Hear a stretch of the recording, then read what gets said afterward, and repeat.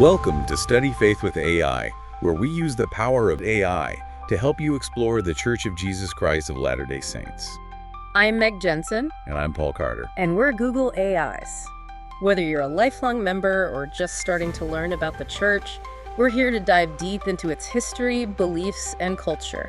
So if you're ready to learn, you're in the right place. That's right. Let's get started. Welcome back to the Deep Dive. Today we're turning our focus to someone really foundational, but also maybe one of the most complicated figures in early Latter-day Saint history, Martin Harris. Absolutely. Martin Harris is just critical. He was one of the original 3 witnesses to the Book of Mormon plates, alongside Oliver Cowdery and David Whitmer. In those testimonies, seating they actually saw the plates, and specifically in Harris's case, heard God's voice telling them to bear witness. Well, they were, and honestly still are, incredibly important for believers. Yeah, they're central. But what makes Martin Harris's story so compelling and, let's be honest, kind of challenging, is that even with this incredibly powerful core spiritual experience, he eventually split off from the early church that Joseph Smith was leading. Right. It wasn't just a simple case of, oh, I don't believe anymore. No, not at all. As we'll, dig into with the historical documents, we've got things like old meeting minutes, personal letters from back then, articles, transcripts of accounts. His journey was really tangled up with, well, money problems, personality clashes, big disagreements over leadership and how things should be run. And even, it seems, some instances of physical intimidation directed at key people. Exactly. That layer is there, too. So our mission today in this deep dive is really to use these sources to unpack that whole complex journey. We want to get a handle on who Martin Harris actually was, the specific setbacks he ran into, the criticisms he had, where his religious path took him after he left, and, how he eventually circled back later in life. So maybe let's start with the man himself. Who was Martin Harris before all the Book of Mormon stuff? Good place to start.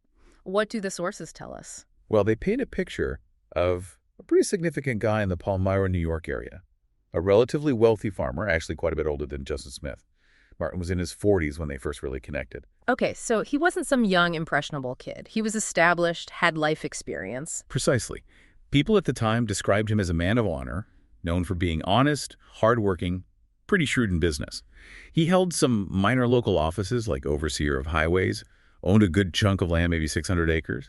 His wealth was estimated around $10,000, which was, it was a lot back then. But alongside that solid, respectable, worldly side, the sources also consistently point to a really complex, often eccentric religious personality. Yes, that duality is just key. You have to grasp both sides. Some people saw him as a visionary. Others thought he was easily influenced, maybe prone to arguments.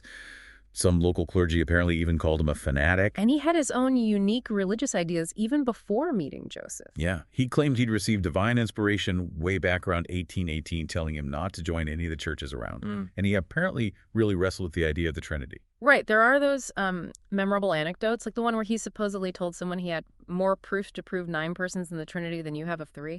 Exactly. Or that other story, I think it's from John Clark's account, claiming Harris once talked to a deer he thought was Christ.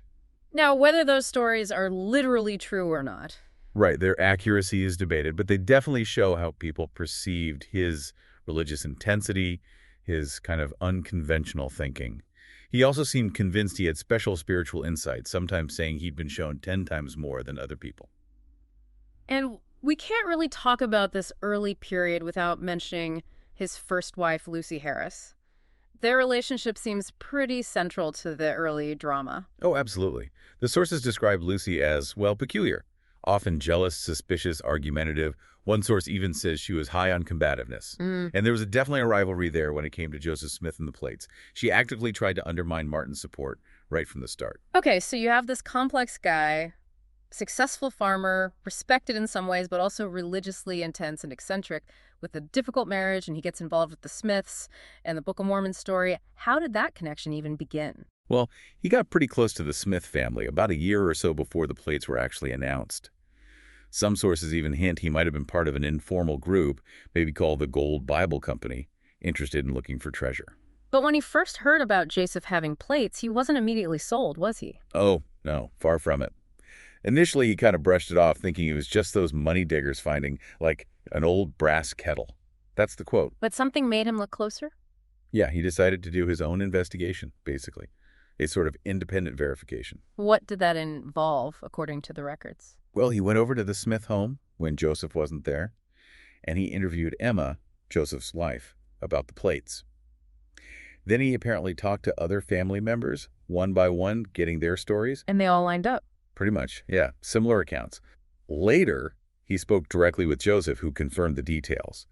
But there was a key physical moment that seems to have really hit him. He actually lifted the box that supposedly held the plates, and he was just struck by how heavy it was. Describe it as dense, like lead or gold. He knew the Smiths couldn't afford something like that, couldn't have faked it easily. That weight seemed very real to him. And you've got to place this whole experience, as the sources remind us, within the kind of folk culture of that time and place. Absolutely crucial point. Ideas about angels, divine dreams, using seer stones, finding enchanted treasure, spirits helping people. These weren't weird outlier ideas. This was part of the cultural toolkit people used to understand and talk about extraordinary things, spiritual experiences, even treasure hunting. And Joseph Smith reportedly had a specific message for Martin Harris, connecting him directly to this work. Yes. Joseph said the angel told him he needed to stop associating with the money diggers and clean up his act, morally speaking. But critically, Joseph also told Martin that when he looked into the seer stone that came with the plates, he actually saw Martin Harris, identified as the person chosen to help translate and publish the book. Wow. How did Martin react to being singled out like that? Well, he was cautious at first. He quoted scripture, cursed is everyone that putteth his trust in man. Smart move. But he also made a promise, conditional though. He said if the Lord showed him this was his work, then Joseph could have all the money you want. So he needed his own confirmation. Exactly. He prayed about it, and the sources say he felt this powerful confirmation from God, described as the still small voice. He felt he was then under covenant to help. That seems to have been his conversion moment, his personal conviction that this was real. And his role then became absolutely vital, didn't it? Especially the money part. Indispensable, really. He put up the money to print the Book of Mormon. That was a huge financial risk for him. And the sources are clear. It put immense strain on his marriage, all the time and money involved. Plus, he served as a scribe for Joseph for a couple of months. But then came that major disaster, the one that really damaged the relationship, the loss of the 116 manuscript pages. Yeah, that was huge. Happened around summer 1828. Martin had pressured Joseph to let him take the pages home, probably to show his skeptical wife, Lucy. He lost them. Gone. And it caused a serious rift and estrangement between him and Joseph for a while. How serious was it? Well, some early revelations, now in the Doctrine and Covenants, actually called Martin a wicked man because of it. That tells you how seriously that breach of trust was viewed at the time. But he did come back in 1829, just as the translation was getting finished. What pulled him back in then? It seems like it was mainly external pressure, interestingly enough, driven by his wife Lucy again. She was actively trying to gather testimonies in Palmyra to sue Joseph Smith, claiming he was defrauding Martin. So she was trying to cause trouble. Big time. And potential witnesses were apparently threatening Martin, saying they had enough dirt to jail Joseph, and they'd jail Martin too, unless he testified against Joseph. This seems to have panicked him, and he started seeking a greater witness, something more than just that earlier still small voice. And that desire for a bigger witness seems directly connected to the whole idea of the three witnesses, right? It really does. The revelation promising 3 witnesses would see the plates, that's now Doctrine and Covenants Section 5, came right after Martin started pushing for this higher level of proof.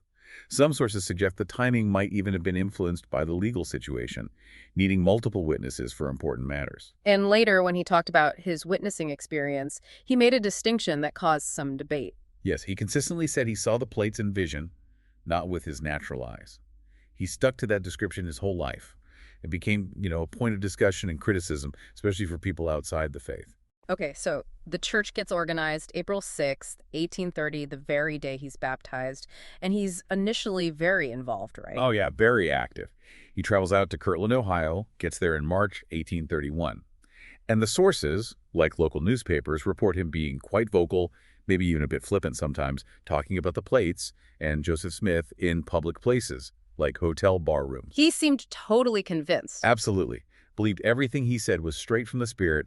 He was even prophesying Christ's return in 15 years and damning people who didn't believe. He led one of the early groups of saints to Kirtland, became part of the United Firm, that early church financial setup, and was put on the Kirtland High Council, a major leadership body. And ordained an apostle. The sources indicate that too, yes. February 1835, ordained by Oliver Cowdery and David Whitmer, and interestingly, himself participating in the ordination. Okay, this is where things get really fascinating. He's a founder, a witness, the money guy, a leader. So what on earth led him to eventually dissent and break away from Joseph Smith? Well, the Kirtland period brought huge challenges.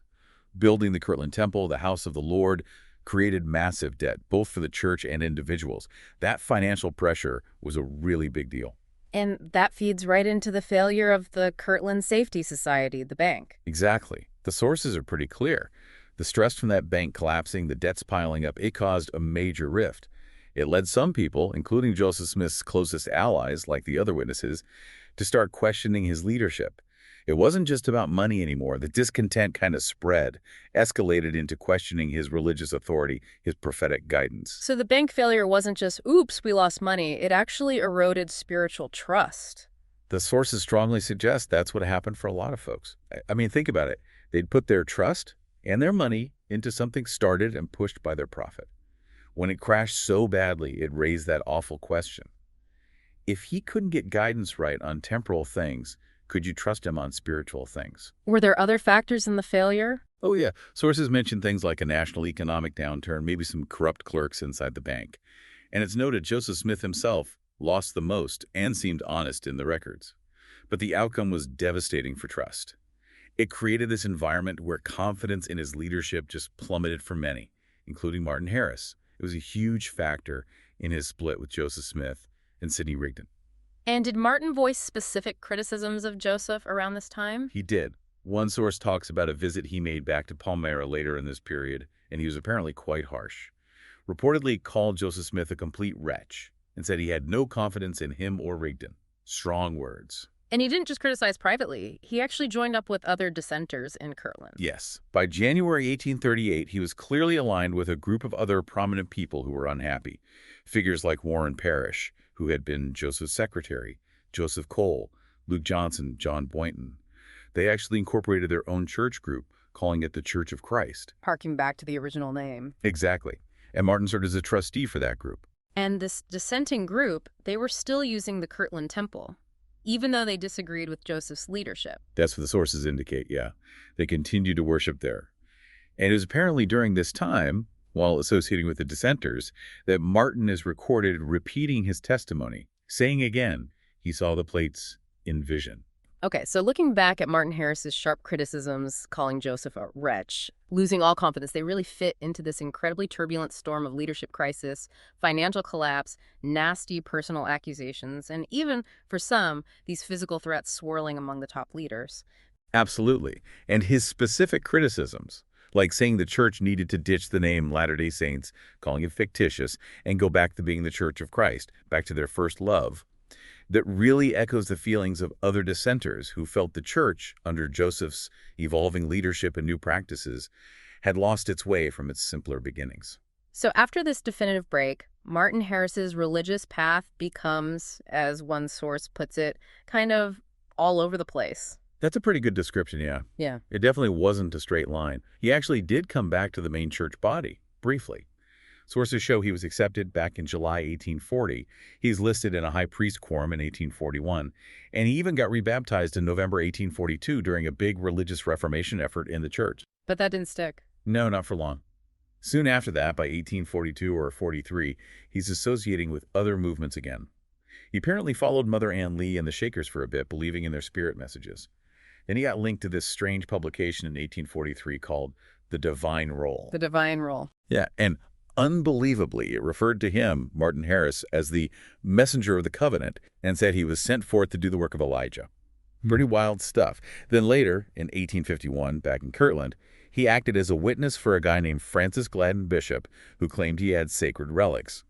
Brigham Young later supposedly said Harris had given that holy roll thing to Bishop. So, jumping between these quite different groups and ideas. It seems like it.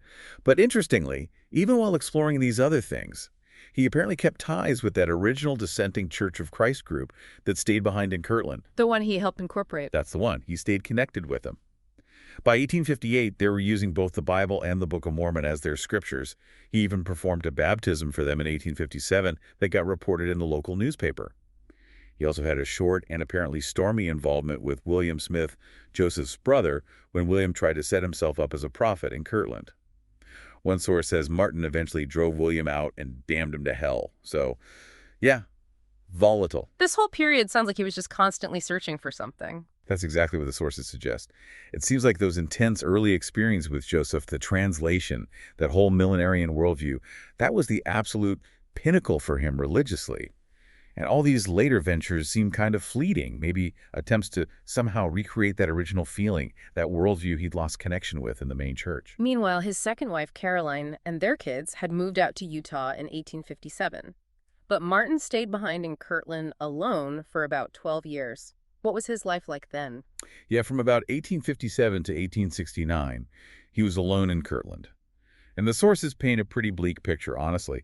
They describe him as becoming increasingly poor, destitute, not well-clothed, feeble, kind of a burden on the community. Yeah. Around 1867 or 68, things were apparently so bad that a local township trustee was actually thinking about taking him to the poorhouse. That's incredibly sad, considering his earlier wealth and standing. It really is. Eventually, a sympathetic local woman took him into her home.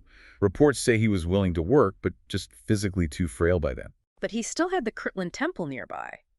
And he took on a kind of role there, didn't he? He did. He sort of became the unofficial keeper of the Kirtland Temple.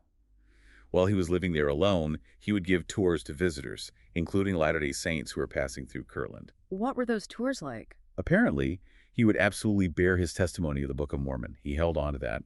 But at the same time, he'd often express bitterness, talk about his problems with Brigham Young and the apostles running the church out in Utah.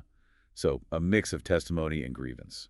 So, given his poverty, his age, his criticisms of the Utah leadership, what finally led him to actually move out to Utah and rejoin the main body of saints there? A key moment seems to be a visit in 1869.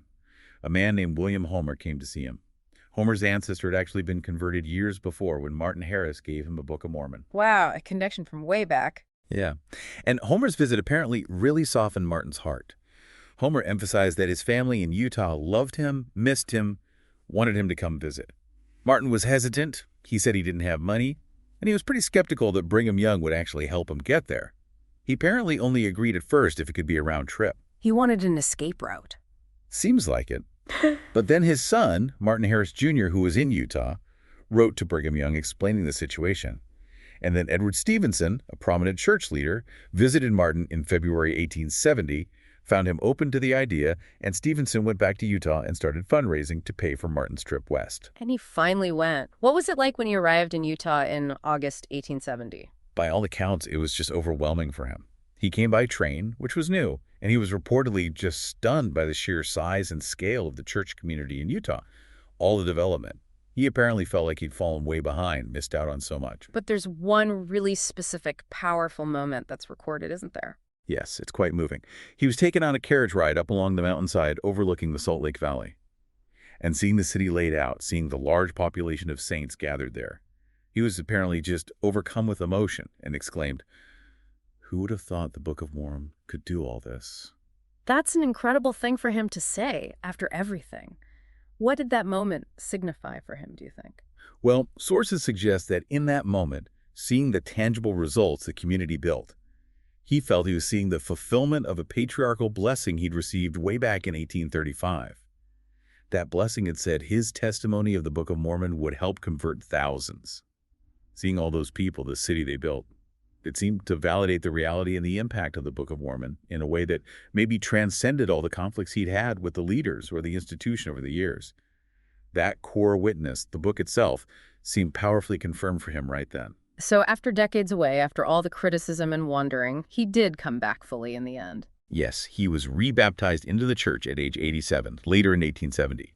He lived out his last few years in Utah in a town called Richmond and passed away there in 1875. Okay, let's try to pull all these different threads together now. Yeah. His unique character, his powerful witnessing experience, his descent, his later searching, his eventual return.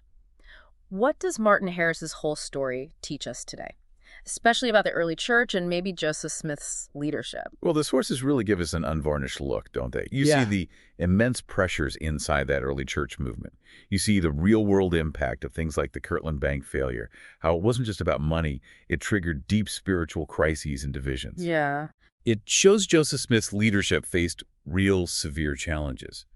People questioned him not just vaguely, but based on specific perceived failures, like the bank, calling him things like impetuous or financially naive. definitely. And the sources make it clear that dissent wasn't always just about doctrine. Financial pressures, personality clashes, think about his issues with Rigdon, or later William Smith disagreements over the church's name or direction. All these things fueled breaks among leaders who'd had profound spiritual experiences together.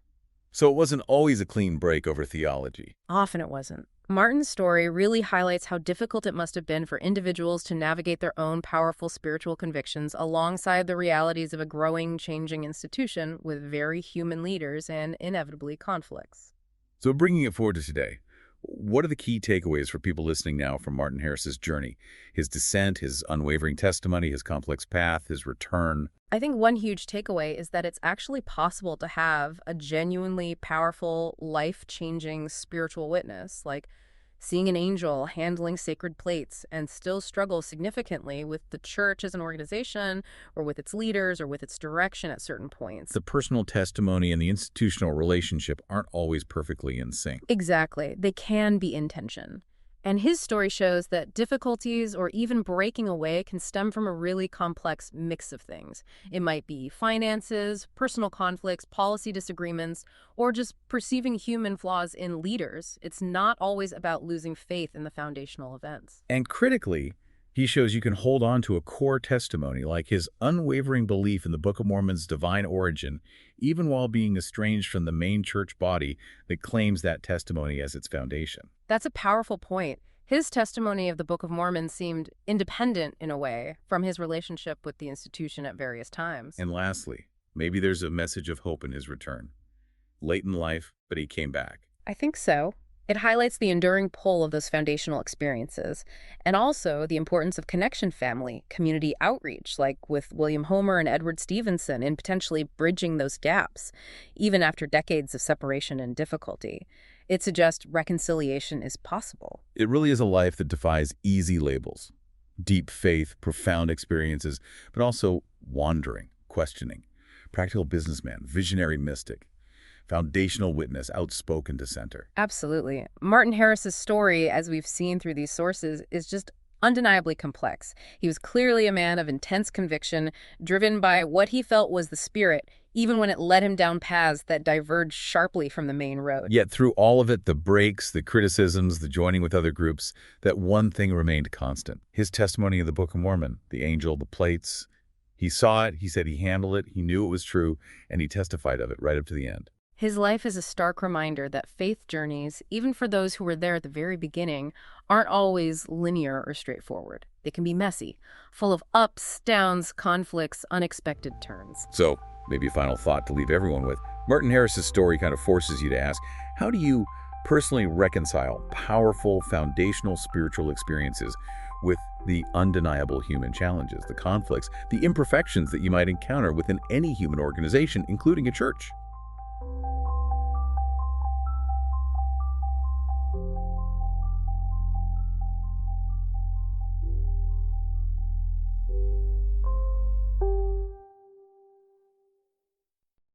If you find value in this exploration, please like, share, follow, and consider becoming a subscriber. Your contributions help keep these conversations going and allows us to maintain the highest quality production. You can find all the details at studyfaithwithai.com. Thank you for being part of this journey.